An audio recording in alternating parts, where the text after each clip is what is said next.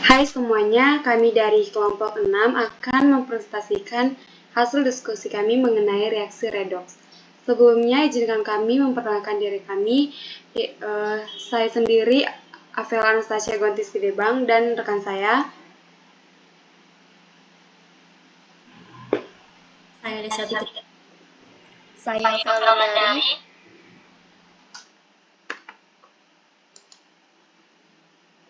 Baiklah, kami akan memulai presentasi kami. Yang pertama, acuan penentuan reaksi reduksi dan oksidasi. Jika jumlah atom hidrogen yang terikat pada karbon bertambah atau jika jumlah ikatan pada atom yang lebih elektronegatif berkurang, atom karbon tersebut mengalami reduksi atau memiliki bilangan oksidasi yang lebih rendah. Yang kedua, jika jumlah atom hidrogen yang terikat pada karbon berkurang atau jika jumlah ikatan pada atom yang lebih elektronegatif bertambah, atom karbon tersebut mengalami karbon yang dimaksud telah teroksidasi atau yaitu dalam keadaan oksidasi yang lebih tinggi. Yang ketiga, jika tidak ada perubahan dalam jumlah obligasi tersebut, karbon yang bersangkutan tidak mengubah keadaan oksidasi. Next. Selanjutnya, reaksi oksidasi senyawa organik. Sebagian besar oksidasi dilakukan dengan adanya oksigen, contohnya senyawa ozon. Reagen ini biasa digunakan untuk mengoksidasi ikatan rangkap karbon-karbon seperti pada senyawa alkena atau alkuna membentuk karbonil. Untuk contoh reaksi oksidasi senyawa organik dapat kita lihat pada gambar ini. Selanjutnya, reagen penentuan oksidasi. KMnO4 merupakan oksidator yang sangat kuat yang dapat bereaksi dengan banyak gugus fungsional, seperti senyawa alkohol, aldehida, alkena, dan dapat digunakan untuk mengoksidasi gugus alkil yang terikat dengan benzena. Dalam kondisi tertentu, KMnO4 dalam alkohol yang dikenal sebagai reaksi Bayer mengoksidasi alkena. Untuk contoh reagen penentuan oksidasi dapat kita lihat pada gambar ini, yaitu C2H ikatan rangkap dengan CH2, di mana katalisatornya adalah KMnO4. Akan menghasilkan dapat kita lihat pada gambar yang ini, yaitu C2H terikat dengan HO dan CH2 terikat dengan OH dan C2H. Next. KMnO4 juga dapat digunakan sebagai oksidator kuat dan memecah molekul dengan penambahan asam. Reaksi alkena dengan KMnO4 pekat. Next. Selanjutnya, reaksi reduksi senyawa organik. Aldehida dan keton dapat direduksi tidak hanya menjadi alkohol, tetapi juga alkana. Beberapa reaksi untuk transformasi ini diantaranya adalah reduksi Clemmensen atau dalam kondisi asam, dan reduksi Wolff-Kishner atau pada kondisi basa. Reaksi reduksi Clemmensen atau dalam kondisi asam merupakan reaksi reduksi keton atau aldehid menjadi alkana dengan menggunakan amalgam seng dan asam klorida. Untuk reduksi Clemmensen dan reduksi Wolff-Kishner dapat kita lihat pada gambar ini. Next. Selanjutnya, macam-macam reaksi reduksi dan oksidasi senyawa organik. Yang pertama, reaksi oksidasi alkena. Alkena atau olefin dalam kimia organik adalah hidrokarbon tak jenuh dengan sebuah ikatan rangkap 2 antara atom karbon. Alkena dapat dioksidasi oleh kalium permanganat menghasilkan glikol, yaitu senyawa yang mempunyai 2 gugus hidroksil yang terikat pada 2 atom karbon yang berdampingan. Untuk memperoleh glikol dengan rendemen tinggi, maka kondisi reaksi harus dikendalikan. Contoh reaksi oksidasi propena. Untuk contoh reaksi oksidasi propena dapat kita lihat pada gambar ini, di mana propena yaitu C3H3 CH ikatan rangkap dengan CH2 ditambah 2 KMnO4 dan ditambah 4 H2O akan menghasilkan 1,2 propanadiol atau suatu glikol, yaitu 3CH3CH ikatan rangkap dengan berikatan dengan CH2 dan cabang 3CH3CH ini ialah OH atau alkohol ditambah 2 MnO2 dan 2 KOH. Selanjutnya akan dijelaskan oleh rekan saya. Selanjutnya ada terdapat alkena dapat dioksidasi menjadi berbagai macam produk. Yang pertama, oksidasi ikatan Pi tanpa mencas ikatan sigma atau C dengan C. Produk ini bisa berupa 1,2 diol atau epoksida.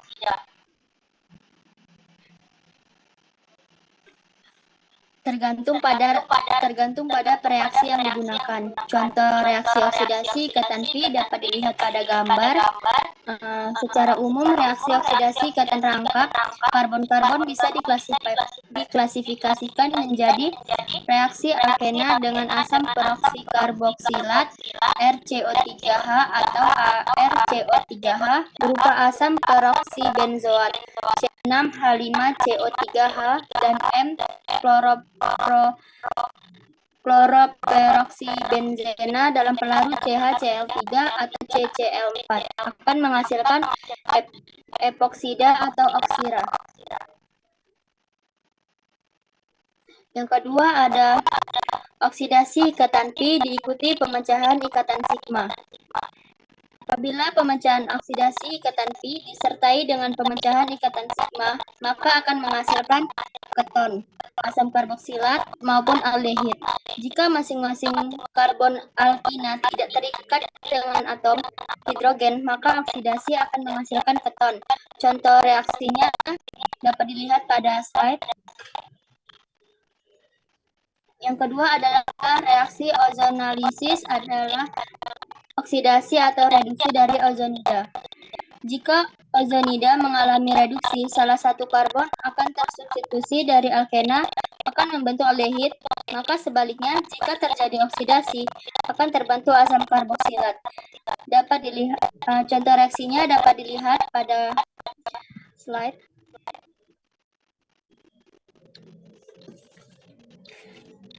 Kemudian reaksi senyawa organik yang kedua adalah reaksi oksidasi pada alkuna. Alkuna adalah hidrokarbon alifatik tak jenuh, yaitu hidrokarbon dengan satu ikatan rangkap 3. Senyawa yang mempunyai 2 ikatan rangkap 3 disebut alkadiuna. Adanya ikatan rangkap 3 yang dimiliki alkuna memungkinkan terjadinya reaksi adisi, polimerisasi, substitusi, dan pembakaran. Contoh yang pertama yaitu adalah oksidasi dengan KMnO4. Oksidasi dengan larutan KMnO4 dalam kondisi netral, maka akan menghasilkan reaksi alfa diketon. Contoh reaksinya dapat dilihat pada PPT. Selanjutnya adalah oksidasi dengan ozon atau ozonolisis. Ozonolisis dalam alkuna yang disertai dengan hidrolisis akan menyebabkan pemaksaan antara ganda 3 yang dihasilkan asam karboksilat. Contoh reaksinya dapat dilihat pada gambaran tertera. Selanjutnya ada contoh yang ketiga, reaksi reduksi dan oksidasi pada aldehida. Aldehida adalah senyawa yang mengandung sebuah gugus karbonil yang terikat pada sebuah atau dua buah atom hidrogen. Aldehida atau aldehid memiliki rumus umum CnH2nO dengan gugus fungsi COH. Aldehid dapat mengandung sebuah gugus karbonil yang terikat pada sebuah atau dua buah atom hidrogen. Pada umumnya aldehid dapat dilihat berupa formaldehida, kemudian terdapat gugus aldehid, dan rumus umum aldehid seperti gambaran tertera. Selanjutnya akan disampaikan oleh rekan saya. Selanjutnya, reaksi oksidasi pada aldehida, di mana contohnya RCHO menghasilkan RCOHO atau RCO rangkap 2O dalam keadaan basah. Reaksi reduksi pada aldehida terjadi tergantung pada reduktor. Bila reduktornya lemah, misalnya H2, katalisator Ni atau LiAlH4 dihasilkan alkohol. Bila reduktornya kuat, misalnya Zn, asam halida pekat akan terbentuk alkana atau reduksi Clemmensen.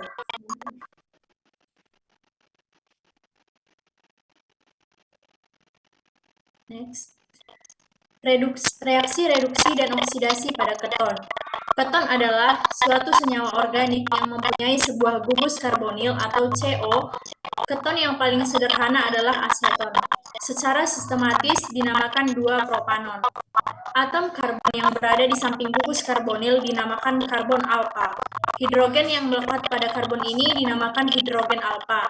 Dengan keberadaan asam katalis, keton mengalami tautomerisme ketoenol, reaksi dengan basa kuat menghasilkan enolat. Seperti pada PPT, gugus karbonil pada keton yaitu CO, gugus keton, COR, dan aseton, CH3O, CH3, kemudian rumus keton umumnya RCOR. Next.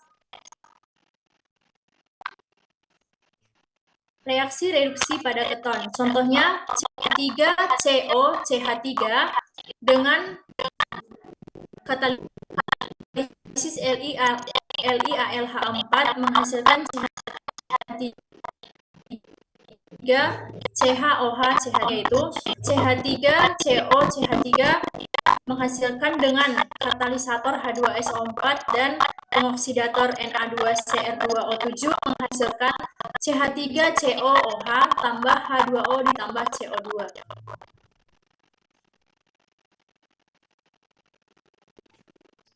Selanjutnya, reaksi reduksi dan oksidasi pada asam karboksilat.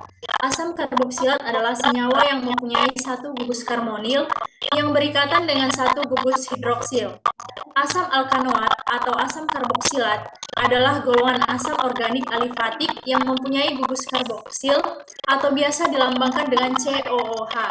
Semua asam alkanoat adalah asam lemah yang artinya hanya terdisosiasi sebagian menjadi kation H+ dan anion RCOO dalam larutan. Sebagai contoh, pada suhu ruang, 1 molar asam asetat hanya terdisosiasi 0,4% saja. Di sisi lain, ester dari asam karboksilat memiliki bau yang harum dan banyak digunakan untuk parfum. Contohnya RCOOH juga dapat ditulis CO2H atau COOH. Selanjutnya, reaksi reduksi pada ester. Ester adalah suatu senyawa organik yang terbentuk melalui penggantian satu atau lebih atom hidrogen pada gugus karboksil dengan suatu gugus organik atau biasa dilambangkan dengan R-aksion. Biasanya ester memiliki bau seperti bau buah-buahan, sehingga banyak senyawanya dijadikan perasa atau aroma buatan. Hidrolisa dalam suasana asam dari suatu ester menghasilkan asam karboksilat dan alkohol. Hidrolisa dalam suasana asam dari suatu ester. Reaksinya merupakan reaksi kebalikan dari esterifikasi langsung suatu asam karboksilat dan alkohol. Seperti contoh, RCOR aksion atau ester ditambah H2O, di mana H2O berlebih akan mendorong reaksi ke kanan, dan terjadi reaksi bolak-balik H+ dalam keadaan panas menghasilkan RCOOH atau asam karboksilat ditambah R-aksion OH atau alkohol.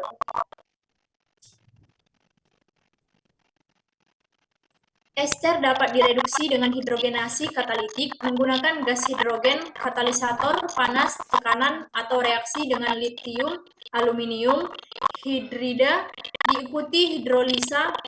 Pada kedua macam reduksi itu, hasil organiknya adalah dua alkohol.